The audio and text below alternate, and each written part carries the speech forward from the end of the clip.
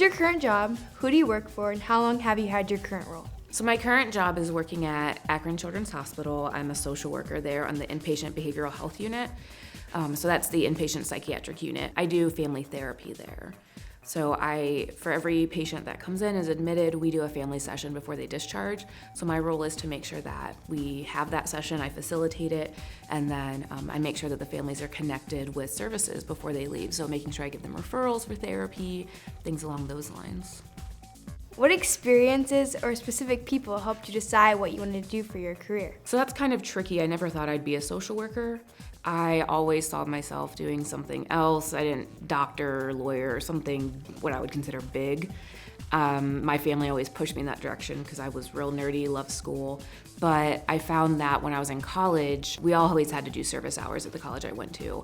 And we volunteered with this group that took food from the food bank on our campus to impoverished families. And that was kind of an eye-opening for me to see people struggling to just have their basic needs met.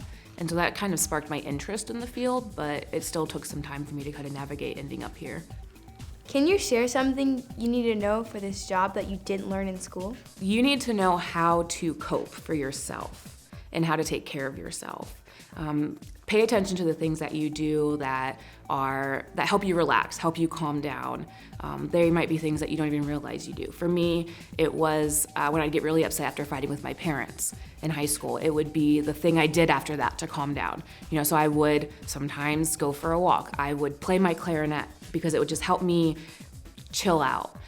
Those are the things that you need in these kind of positions, because as a social worker, as a counselor, you burn out really easily because you're hearing really difficult stuff from hurting people all the time.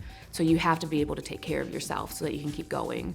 How do communication skills, relationship skills, or conflict management skills help you in your career? You need all of those to be a social worker. So I'm doing family therapy every single day of my job, and that is literally sitting down teenagers and their parents and trying to force them to have a conversation.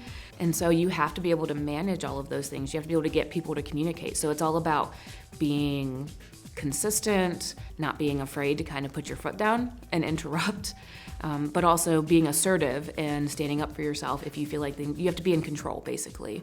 So you have to have all three of those. And for me, it's been a process. I didn't just suddenly get my degree and start working and bam, I had those things. It was literally through supervision, through trainings, things like that. You learn those things over time. So even if you don't have it right now, doesn't mean that you can't get it just through experiences.